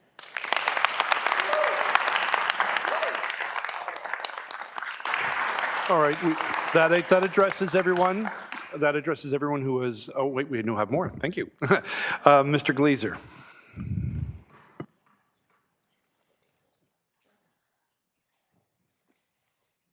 Good evening. My name is Lawrence Glazer. I'm the principal of L.E. Glazer Architect Limited. I have been asked by the residents of Big Bay Point to comment on the application that's before you. The request is coming from roughly 50 property owners representing in excess of 70 constituents of the town. We have filed a report with the council. I presume that you've had the opportunity to look that over.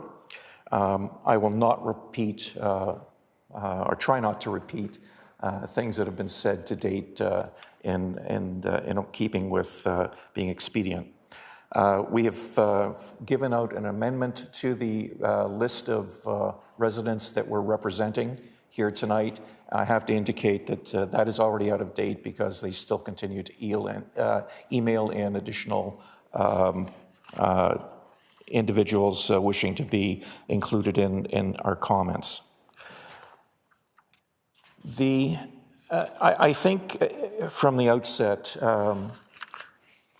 I would like to just be very clear that with the description of all of the economic benefits of this proposed intensification at Friday Harbour, we have to be very clear that the first consideration in terms of economic benefit is going to the developer. If the developer was not receiving the economic benefit, there would be nothing here for the town of Innisfil or the region. In terms of looking at the development, the numbers have been put out here. I'm not going to go over them again, except that it really represents an 85% increase over the original 2007 resort plan that was approved by council. And we understand that plans evolve, but it's really a death by 1,000 cuts in terms of intensification of the site. And I recognize the residents of Friday Harbour here that have their own concerns and considerations, but I think they also have to recognize that the density and the use of high-rise buildings and a high-rise precinct is really out of context with the development that has gone on at Friday Harbour. I appeared before the council when the original hotel was asked to be shifted over to the west side as I believe it was a 5-story building, and that was granted. Now the hotel is being dropped by 200 units and is increasing from 5 stories to 15 stories. Something doesn't add up in terms of that type of calculus. The building could be, if it could have been built at 5 stories and being 400 units, then it certainly can be built at 5 stories with 200 units and integrated into the convention center with a little bit more creative design work. The Racket Academy was originally intended to be in the middle of the lands adjacent to Big Bay Point Road as basically a tennis village in the original development. And maybe I'm showing my age, but I do remember some of those details that were on the original plan. We would recommend that that Friday Harbour be required to maintain that and not poach environmentally protected area for that. We did look at, and we had some of our sub-consultants that work with us on other projects, the designation of the butternut trees as being diseased and ready to be cut down. We looked at those trees, and we would question the veracity of the report that has been filed with the city and recommend that an independent third-party report on the environmental protection required for those species be looked at. We would also recommend that in looking at the request for taking environmentally protected or rural open space area out of the overall design and of the resort, that if council decides that it would make sense and they approve use of and development of those environmental lands, that it be done at a net zero loss of woodlands. Specifically, we would recommend and suggest that there are other areas on the site that may have been scheduled for development be converted back to a woodland area, such as along Big Bay Point Road, which has been cut to a 50-foot swath of trees. If those lands are going to be used elsewhere, then that 50-foot buffer be increased to a 100-foot buffer to restore that natural area, which also is a highway for the animals that are going back and forth between the existing woodlots that still exist on the site. As far as the spa is concerned, we would suggest that possibly that would be better suited to being integrated into part of the hotel facility and conference facility. It's a compatible use, and it would be putting the density and the concentration of those amenities in a spot where it's much more accessible. Finally, I guess one of the biggest problems that the homeowners on the point see is the traffic issue. And we spoke about that in May of 21. We filed a report in May of 21 about that. And we had a wonderful discussion about how Google Maps was directing traffic along Big Bay Point Road to get to Friday Harbour. And some adjustment to that was done through reducing of the speed limit to try and force the traffic back onto the Friday Harbour lands. And in my report, I have printed out the current direction from both Google Maps and Waze, which is directing people going to Friday Harbour to take Big Bay Point Road over to get into the facility. Mr. Glazer, please. I'm just wrapping up. Okay, thank you. Although I'm representing 70 people, I won't ask for 5 minutes for each of them. In our report, both at the time of that I discussed, we made a series of suggestions that should be considered in terms of the traffic and control of traffic. In particular, is the exiting and access. I believe it's on Sunreef Avenue at the most easterly side of the property from Big Bay Point Road. In the original concept of the development, that was designated as a service entrance. It was for deliveries and access of service vehicles to the site. We would recommend and suggest that it would be appropriate that be maintained and enforced through traffic control systems similar to the way Friday Harbour uses it within their own site to control traffic. Finally, again, Mr. Glazer, if we could wrap up, please. I'm getting there. Thank you. The increase in population and density is significant. That's planned here with the height of the buildings. I respectfully disagree with my architectural colleagues that this is an appropriate and wonderful solution to this site. I think more so it represents the worst of condo development that you find along the beaches in Florida. And it's totally out of context with the balance of Friday Harbour and the greater neighborhood at large. And the group of residents that I'm here on behalf of would request rejection of the application. Thank you.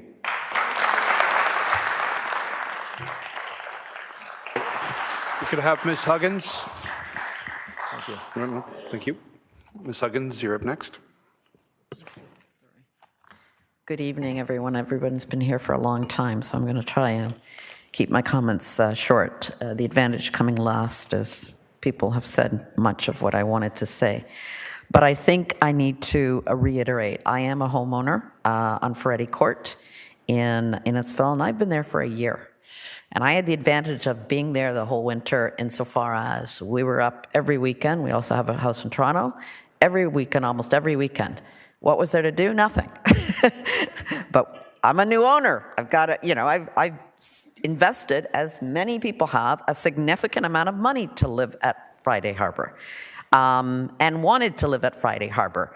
And we're also part of the representations. I came here first before COVID and went to the sales office, and I heard what everybody here heard about what was going to be here. None of that was there when I got here, but I still trusted into this place. And I want to trust in this place, and I want to trust in the town of Innisfil. I've come to love the town of Innisfil, that I've been here not very long, but I've come to love it. I have good friends in Innisfil. The point is, though, this is too much. There's a point where you can say too much is just too much. We're like the boathouse, except the boathouse has, it's bigger, it's larger. Every plan that we've talked about here is asked to be amended. I've never seen something so complex. I'm a lawyer. I've never seen something so complex that are here before you. I don't envision, I don't envy you for the job that you have to do here. But we are the residents, and we're all telling you, this is not right. We're all collectively telling you this is too much for a number of reasons. I echo Mr. Glazer. You can't take, what was supposed to be in one place in order to protect and be aligned with the environmental decisions this town has made, and then move it to another place to allow more residential. A density that makes no sense for a resort, the resort that we were all promised and paid into. That's not it. I feel like I'm living in Toronto. I see these pictures and I'm like, I don't know why I came to Innisfil. This looks like a condo development in Toronto. That's not what this resort was supposed to be, and that's not how you attract people. The builder is telling you, oh, you need this density to support retail. That's not what you need to support retail.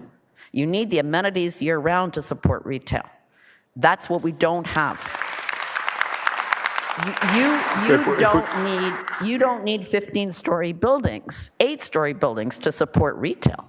You need the amenities year-round, and you need larger amenities, not what they're now offering, which are not enough to service even the units we have now. You've heard from people. You can't book the pools. You can't book the pools in the summer. We live here and we pay for everything. We can't get into our own facilities. This can't be, and that is nowhere near enough. I also want to talk about the hotel, because I've been scratching my head and I keep asking this question, like Mr. Glazer, how do you have 200 more units and 10 stories higher? What is that about? Why do you need 15-story buildings? Friday Harbour is a low-profile resort. One of the things I loved is the picture that one of the women put up, the Big Point Road. I'm like, that's too bad. I love that place. That's not what this is going to be. And that's not what's going to attract people to the town of Innisfil, to Friday Harbour, to use the resorts. Nobody wants to come to where they came from. I came from Toronto. I don't want to come back to Toronto. That's why I'm here. We want to have viable operations. We want to be able to control our own infrastructure and the amenities. And we want to do it in a way that allows for growth. That's not the issue. But this much, way too much.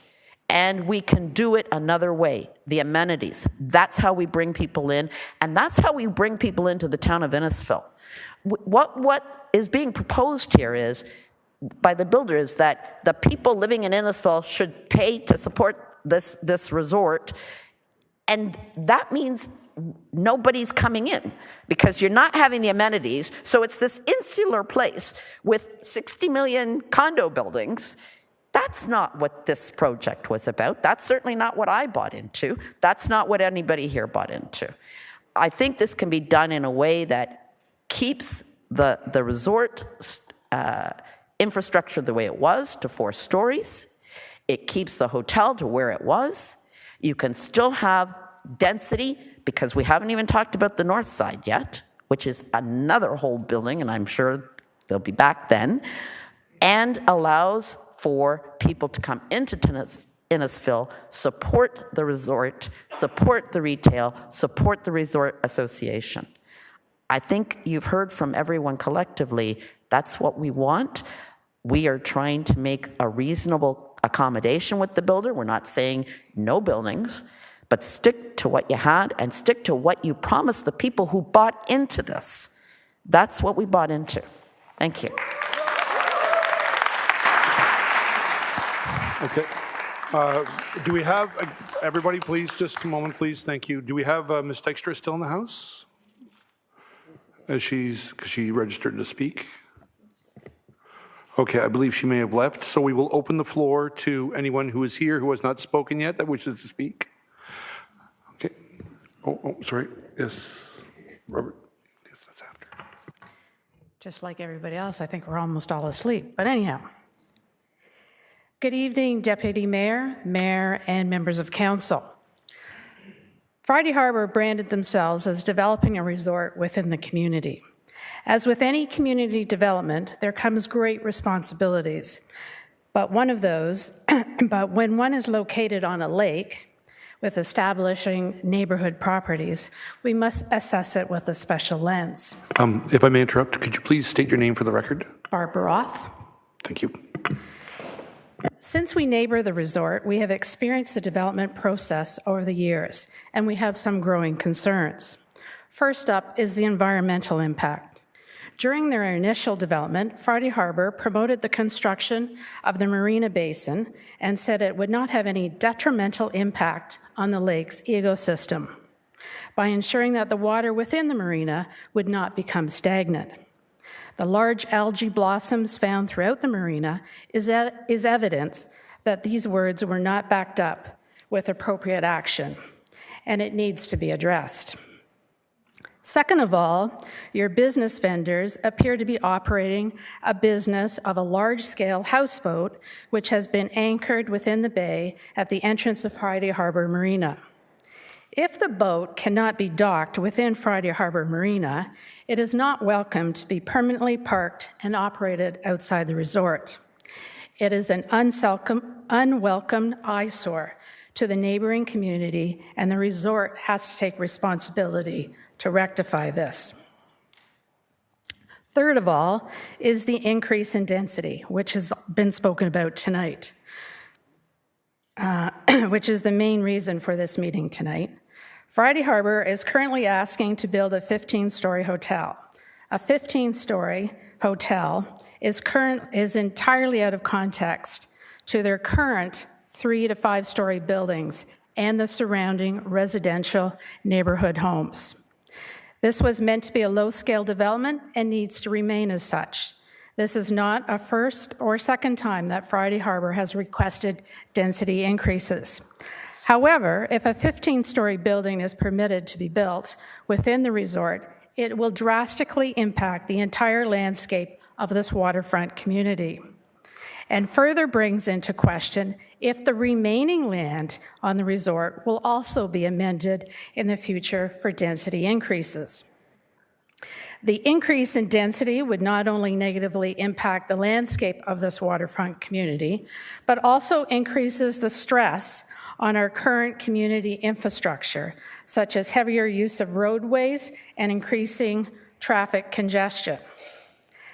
As community development project, we as a community understand positive economic impact of this development. However, this cannot supersede your responsibility to build within the context of the surrounding area, as this is not Barrie or Toronto. Therefore, high-scale buildings of this nature are not appropriate. We hope that Council appreciates and takes action to respond to the community's concerns about the health of the lake, increased stress on community infrastructure, and not being in keeping with the character of this low-density waterfront area. My expectation is that staff, council, and the applicant will hear these concerns and revise their application to address these items. Thank you for your time this evening.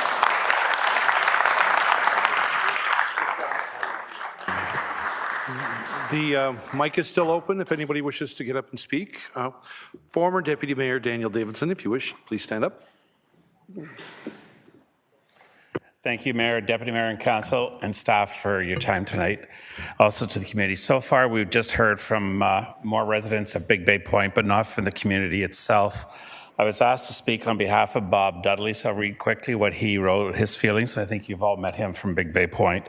The original owners of Friday Harbour shared their vision with the community. It was not always well received, but at least they talked to us. The current owners do not share anything until it is before Council, and Council approves every request regardless of the impact on Big Bay Point. 15-story buildings is one of those that does not fit into Big Bay Point. This is a semi-rural community with mixed single-family homes and cottages. Friday Harbour was approved with 4-story buildings, limited so not to be too intrusive to the community. Since then, it's been 5, then 6, then 10, now 15. This seems to be the new orbit since it's not happening.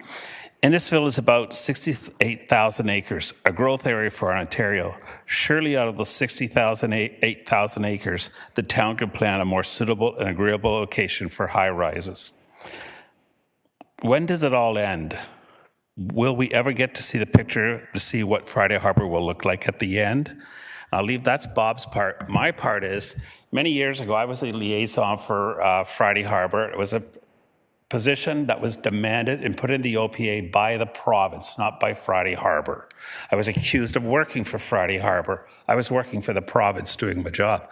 Since I resigned from that position, they have not replaced that position at Friday Harbour. There's been no communication between Friday Harbour and the community of Big Bay Point since I resigned from that position. I had a letter written, which is pretty hard. I think it's folded in my pocket. On points, there was an OPA put place that where they want to put this forest circle and spa, whatever, that 6.5 acres was given to Innisfil to build a community center. How and when did that 6.5 acres get signed back to Friday Harbour so they can put a spa there? What about the park at the gravel pit, 23 acres of natural land that Friday Harbour was supposed to assist the community in building? What they're looking to build now, they could build that tree tower, or whatever the hell you want to call it, they could build that down in that 23-acre park that's been sitting empty. And at one time, they weren't supposed to get occupancy to any condo until that park was completed, when one group of council decided, oh, the park's not necessary on Big Bay Point. Also, Big Bay Point is no longer controlled by the same board of directors that it used to be, when you could call them and actually get a call back.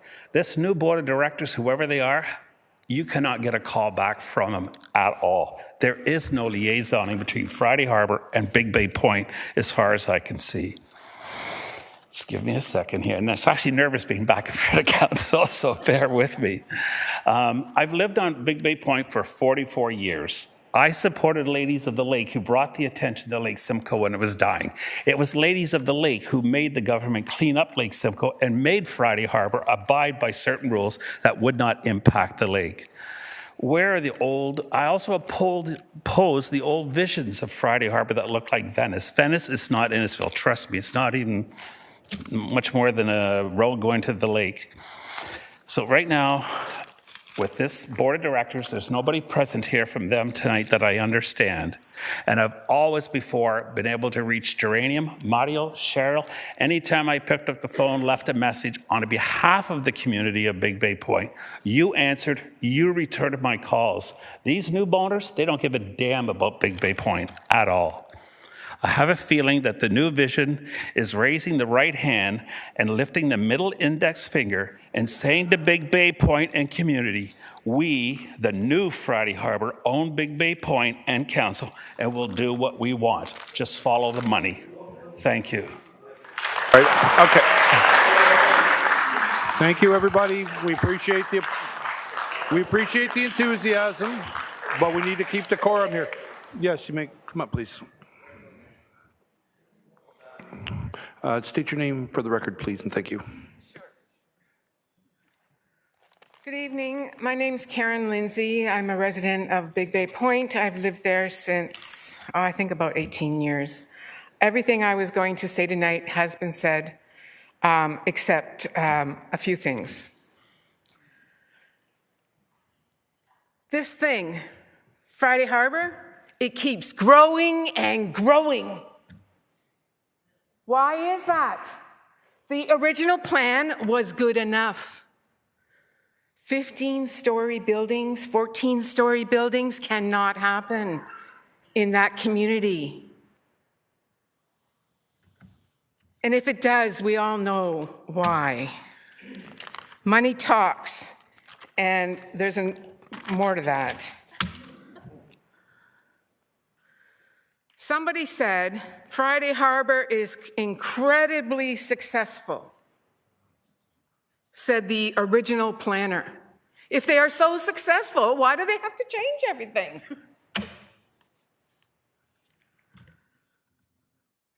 Our official plan for the town of Simcoe says the Simcoe shoreline is so important. That Simcoe shoreline doesn't include high-rises. No, does not. It needs to fit in better. It's an eyesore waiting to happen. Right now, all I hear on a Saturday and Sunday, now that it's warm, are little jet skis going around in mindless circles. We're going to have another 1,500 people running around in jet skis in circles out in front of Friday Harbour. The lake can't take that. Every residence that you increases the number of people by probably one or two at least, right? Well, no, short-term, we have short-term accommodations there as well. What about bird migration? High-rises, that's a very important bird migratory route. Somebody said that it will have no effect on the natural heritage features.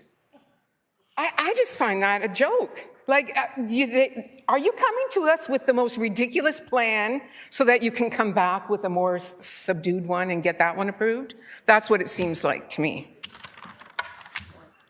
No negative impacts on the surrounding community, somebody said as well. I'm sorry, but I've already spoke to you regarding the negative impacts of Friday Harbour's noise, their fireworks, environmental protection areas taken away for racket clubs. No, the racket club needs to be in the footprint of the development, not in the environmental protection area. The spa also needs to be within the footprint of the development. We have to say no to Friday Harbour. It's easy. N-O, no.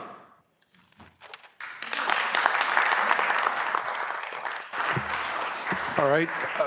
Does anybody else wish to get up and speak on the matter? By all means, come and state your name, please, for the record.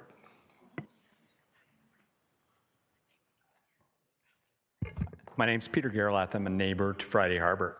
I've lived in Innisfil for about 7 years as Friday Harbour's grown, and certainly as a newer resident, it's been a source of division, an us and them kind of mentality. And I'll say tonight is the first time that I've seen a unified voice between Friday Harbour residents and the surrounding community, and the developers have brought us together to say that this plan's wrong, fundamentally on all aspects. And I think everyone here is pretty much showing a unified voice, and that's pretty much it. Thanks very much. All right. The mic is open. If anybody else wishes to stand up and speak, you're more than welcome to. Okay.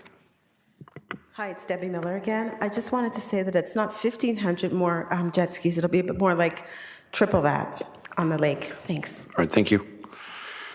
Okay. Yes, by all means, sir, please get up and state your name.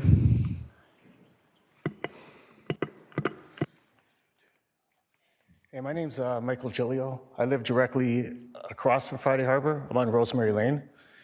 I heard a lot of good points today. A lot of people talking about numbers, truths that aren't coming out, community getting together. I like this stuff. But the one thing that people didn't realize or haven't spoken out about is the crime that is brought there. Okay, Friday Harbour. Please let him make his point. We're here to give him a voice and let him speak, please. Thank you.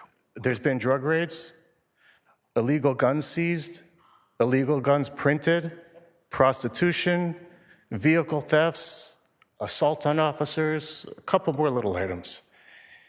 It degrades the integrity of our community. There's a lot of people that grew up there, 50, 60, 70. There's even a couple 80-year-old people that have been there their whole lives. When are they going to have to start locking their doors? When are they going to have to worry about their security? I mean, if Friday Harbour can't control the density of doors they have now, what's going to happen when you double that density? I mean, we have to think about the security of the community around it. Thanks.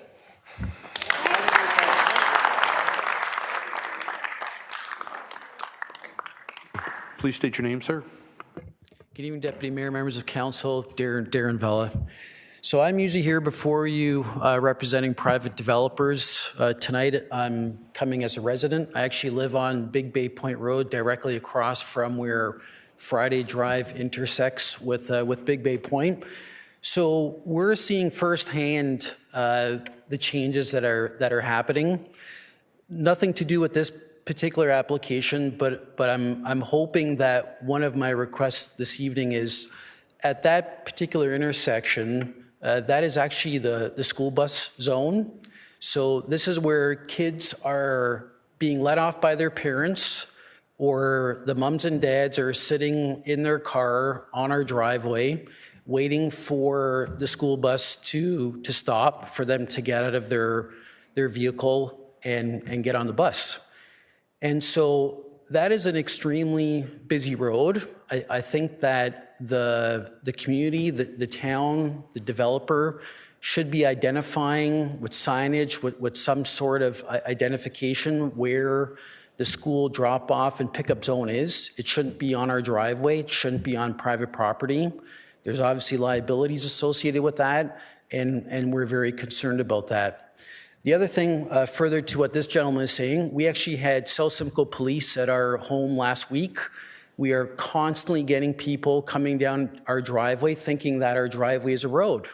We have families with babies and strollers thinking they can go for a walk down our driveway. And in talking to South Simcoe Police, they have even said to us last week, we cannot control what is happening at Friday Harbour. It is not controllable. There were car thefts there last week.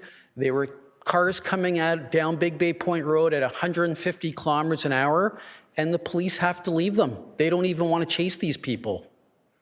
So if we're going to allow density, if we're going to allow this place to become even larger, how are we going to support the rest of the community? What police force do we need to maintain law and order when we're dealing with a community that size? It is really something that needs to be thought about. So I was originally coming here to speak about the racket club and the encroachment into the EP area.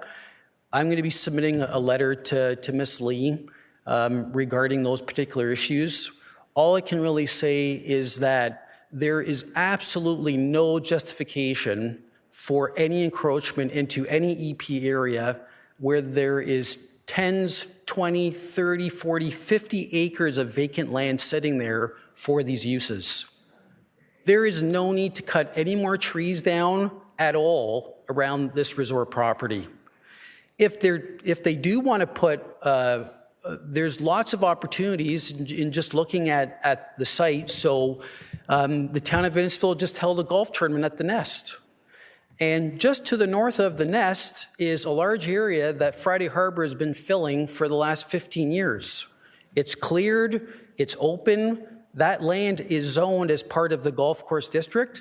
Guess what? It permits a racket club. It's allowed. We don't have to cut a single tree down.